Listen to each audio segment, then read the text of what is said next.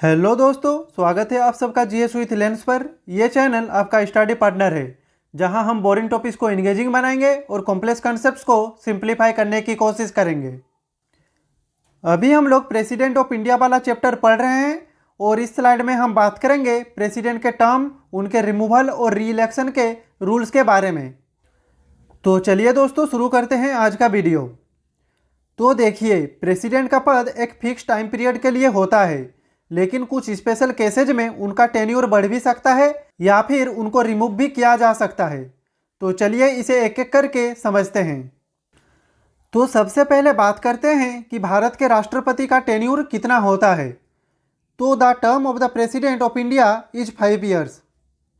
तो देखिए, प्रेसिडेंट का टर्म 5 साल के लिए होता है, जो उनके इलेक्शन के दिन से लेकर अगले 5 साल तक चलता है। लेकिन अगर नया प्रेसिडेंट टाइम पर इलेक्ट नहीं होता तो वो अपने सक्सेसर के आने तक अपनी पोजीशन पर बने रह सकते हैं। यानी अगर नए प्रेसिडेंट का इलेक्शन किसी वजह से डिले हो जाए तो भी एग्जिस्टिंग राष्ट्रपति अपनी सीट छोड़ेंगे नहीं, जब तक नए राष्ट्रपति शपथ नहीं ले लेते। नेक्स्ट पॉइंट है, president gives his resignation to the vice president. यानी कि अगर किसी वजह से राष्ट्रपति अपना पद छोड़ना चाहते हैं तो उसके लिए उनको ऑफिशियली रिजाइन करना पड़ता है। हमारे देश में प्रेसिडेंट अपना रेजिग्नेशन वाइस प्रेसिडेंट को देते हैं। जैसे ही वाइस प्रेसिडेंट को रेजिग्नेशन मिलता है, प्रेसिडेंट का टर्म तुरंत खत्म हो जाता है। नेक्स्ट पॉइंट है, प्रेसिडेंट को इम्पीचमेंट के प्रोसेस से हटाया जा सकता है। तो देखिए, अगर प्रेसिडेंट ने कॉन्स्टिट्यूशन का उल्लंघन किया हो तो उन्हें इम्पीचमेंट के थ्रू रिमूव किया जा सकता है। इम्पीचमेंट का प्रोसेस एक जुडिशियल ट्रायल जैसा होता है। यह एक पार्लियामेंट्री प्रोसीजर है जो बहुत स्ट्रिक्ट है। पार्लियामेंट के दोनों सदन यानी कि लोकसभा और राज्यसभा में इसके लिए स्पेशल मेजोरिटी चाहिए होती है। यानी कि किसी छोटी मोटी वजह से हमारे देश में प्रेसिडेंट को हटाया नहीं जा सकता। सिर्फ अगर उन्होंने कॉन्स्टिट्यूशन का सीरियस वायलेशन किया हो तभी इम्पीचमेंट हो सकता है। इसका नेक्स्ट पॉइंट है, री election of president is allowed for unlimited terms. तो देखिए, हमारे देश में प्रेसिडेंट जितनी बार चाहे उतनी बार री इलेक्ट हो सकते हैं। यानी कि हमारे देश में इस पर कोई लिमिट नहीं है। यूएसए में सिर्फ 2 टर्म्स का रूल है, लेकिन भारत में ऐसा कोई नियम नहीं है। इसका नेक्स्ट पॉइंट है, president of India can continue beyond term until successor takes charge. यानी कि अगर नए राष्ट्रपति का इलेक्शन डिले हो जाए तो एग्जिस्टिंग प्रेसिडेंट अपनी पोजीशन कंटिन्यू कर सकते हैं। तो दोस्तों, ये था प्रेसिडेंट के टर्म और रिमूवल का एक समरी। तो चलिए अब चलते हैं हमारे नेक्स्ट स्लाइड पे। तो दोस्तों, इस स्लाइड में हम बात करेंगे प्रेसिडेंट के इम्पीचमेंट प्रोसेस के बारे में। तो देखिए, राष्ट्रपति का पद बहुत ही सम्मानित होता है, लेकिन अगर वो संविधान का उल्लंघन करे तो उन्हें इम्पीचमेंट के माध्यम से हटाया भी जा सकता है। ये प्रोसेस बहुत ही स्ट्रिक्ट और कॉम्प्लेक्स होता है, जिससे इंश्योर किया जाए कि बिना किसी गलत वजह से प्रेसिडेंट को रिमूव ना किया जाए। तो चलिए इस इम्पीचमेंट प्रोसेस को समझने की कोशिश करते हैं। तो इसका सबसे पहला पॉइंट है ग्राउंड्स ऑफ इम्पीचमेंट। तो देखिए, प्रेसिडेंट को सिर्फ एक ही वजह से रिमूव किया जा सकता है और वो है वायलेशन ऑफ द कॉन्स्टिट्यूशन। ये एक सीरियस चार्ज होता है और इसीलिए बिना किसी स्ट्रॉन्ग प्रूफ के इम्पीचमेंट प्रोसेस शुरू नहीं हो सकता। एक और बात याद रखें, भारत में अब तक किसी भी राष्ट्रपति का इम्पीचमेंट नहीं हुआ है। ये प्रोसेस इतना स्ट्रिक्ट है कि बिना मेजोरिटी सपोर्ट और प्रॉपर इन्वेस्टिगेशन के प्रेसिडेंट को हटा पाना लगभग इम्पॉसिबल है। इसका नेक्स्ट पॉइंट है, impeachment process can be initiated in either house of the parliament. यानी कि इम्पीचमेंट का प्रस्ताव पार्लियामेंट के किसी भी एक हाउस में शुरू हो सकता है, चाहे वो लोकसभा हो या फिर राज्यसभा। नेक्स्ट पॉइंट है प्रोसेस ऑफ इम्पीचमेंट। तो चलिए इसे डिटेल में समझते हैं। तो इसका पॉइंट्स है, 1/4 members of the house sign the charges, 14 days notice to the president and 2/3 majority is required in both the houses. तो देखिए दोस्तों, इस प्रोसेस को शुरू करने के लिए कम से कम 1/4 मेंबर्स को इस पर साइन करना पड़ता है। यानी अगर लोकसभा या राज्यसभा के 1/4 मेंबर समझे कि राष्ट्रपति ने संविधान का उल्लंघन किया है तभी इम्पीचमेंट प्रोसेस शुरू हो सकता है। इसके बाद प्रेसिडेंट को नोटिस देना पड़ता है, यानी कि चार्जेस लगने के बाद प्रेसिडेंट को 14 डेज का नोटिस दिया जाता है ताकि वो अपना पक्ष रख सके। ये एक फेयर ट्रायल जैसा होता है जिसमें प्रेसिडेंट को अपनी सफाई देने का पूरा मौका मिलता है। इस प्रोसेस का नेक्स्ट स्टेप है voting in both the houses of parliament, यानी कि इम्पीचमेंट प्रोपोजल को पास करने के लिए दोनों हाउसेज यानी कि लोकसभा और राज्यसभा में 2/3 मेजोरिटी चाहिए होती है। अगर दोनों हाउसेज में 2/3 मेंबर्स इम्पीचमेंट के सपोर्ट में वोट करते हैं तब प्रेसिडेंट को हटा दिया जाता है। एक इम्पोर्टेंट बात दोस्तों, पीडीएफ के लिए डिस्क्रिप्शन में जाएं, वहाँ डिटेल्स अवेलेबल हैं। तो दोस्तों अब हम बात करेंगे कुछ important points related to participants of this process.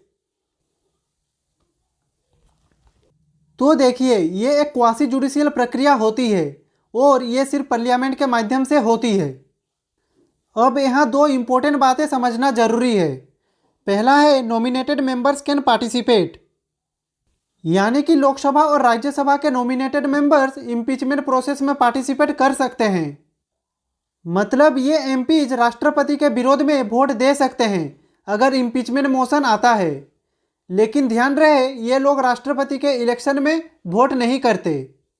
और दूसरा इंपॉर्टेंट पॉइंट ये है कि the elected members of state legislative assemblies and the union territories of Delhi and Puducherry do not participate in the impeachment of president though they participate in his election। तो देखिए दोस्तों, हमने पढ़ा था कि स्टेट लेजिस्लेटिव असेंबलीज के MLAs और Delhi and Puducherry के एमएलएज राष्ट्रपति के इलेक्शन में वोट डालते हैं, लेकिन ये इम्पीचमेंट प्रोसेस में हिस्सा नहीं ले सकते। मतलब जब राष्ट्रपति को इलेक्ट करना होता है तो एमएलएज वोट देते हैं, पर जब उनको हटाने की बात आती है तो सिर्फ संसद के सदस्य डिसाइड करते हैं। एक इम्पोर्टेंट पॉइंट यह है कि no president has been impeached so far in India, यानी कि अब तक भारत के किसी भी राष्ट्रपति का इम्पीचमेंट नहीं हुआ है। ये एक इम्पोर्टेंट बात है क्योंकि ये भारत के कॉन्स्टिट्यूशनल स्टेबिलिटी को दिखाती है। तो दोस्तों ये था प्रेसिडेंट के इम्पीचमेंट प्रोसेस का एक सिंपल एक्सप्लेनेशन। तो दोस्तों इस स्लाइड में हमने देखा कि राष्ट्रपति का इम्पीचमेंट एक बहुत स्ट्रिक्ट और कॉम्प्लेक्स प्रोसेस है। यहाँ पे हमने समझा कि राष्ट्रपति सिर्फ एक ही वजह से रिमूव हो सकते हैं, जो है violation of the constitution. Impeachment process parliament के किसी भी हाउस से स्टार्ट हो सकता है।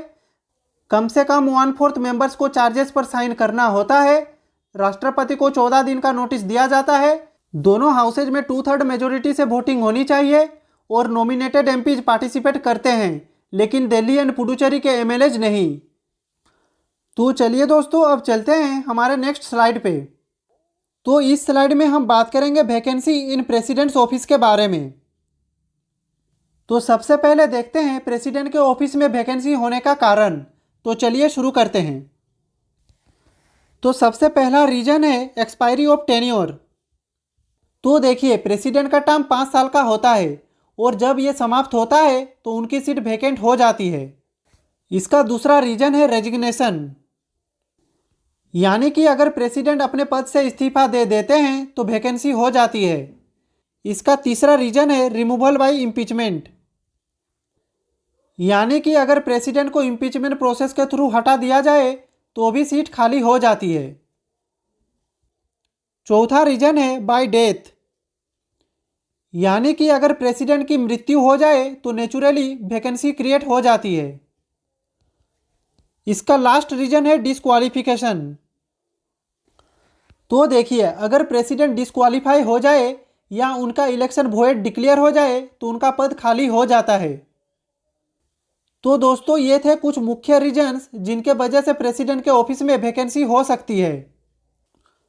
तो चलिए अब चलते हैं हमारे नेक्स्ट स्लाइड पे।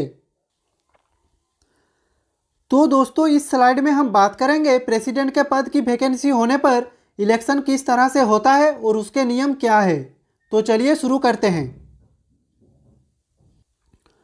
तो इसका पहला पॉइंट है due to expiry of term.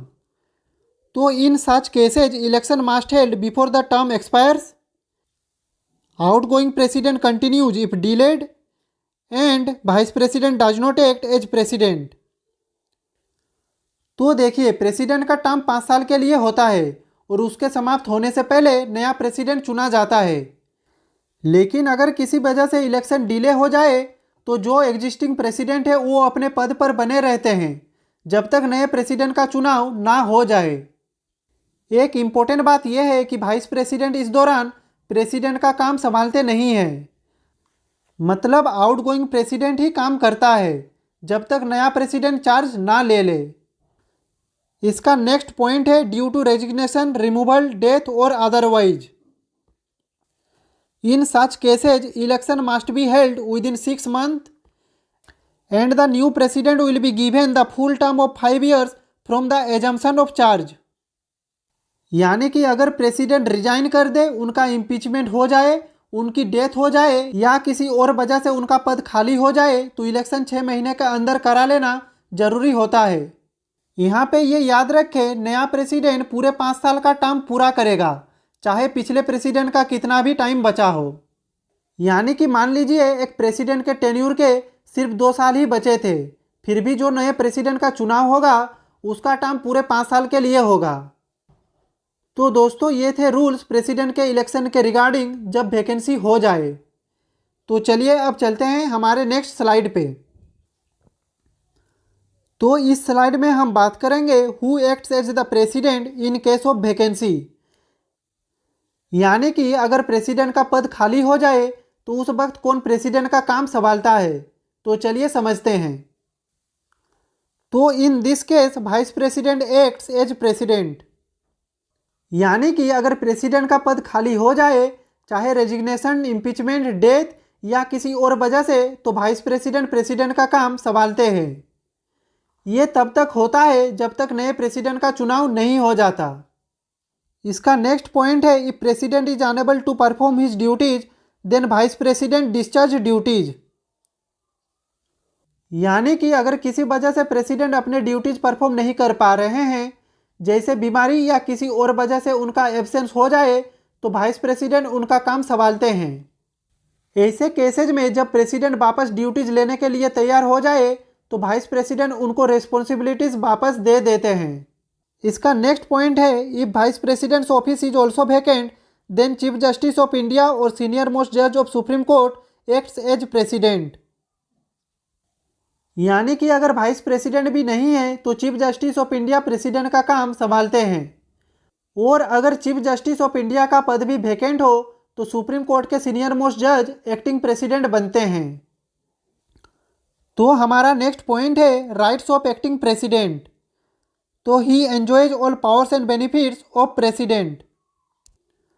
तो देखिए, जो भी एक्टिंग प्रेसिडेंट होता है, चाहे वाइस प्रेसिडेंट हो, चीफ जस्टिस हो या फिर सीनियर मोस्ट जज हो, उनके पास प्रेसिडेंट के सारे पावर्स, इम्यूनिटीज और प्रिविलेजेस होते हैं। उनको पार्लियामेंट के द्वारा फिक्स किया गया सैलरी और अलाउंसेज भी मिलता है। तो दोस्तों, ये था प्रेसिडेंट के पद की वैकेंसी होने पर कौन उसका पद संभालता है उसका पूरा एक्सप्लेनेशन।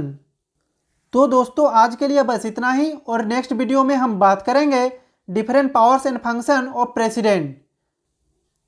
अगर आपका कुछ भी डाउट हो तो आप कमेंट बॉक्स में पूछ सकते हैं।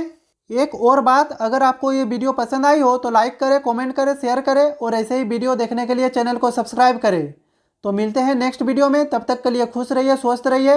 जय हिंद, वंदे मातरम।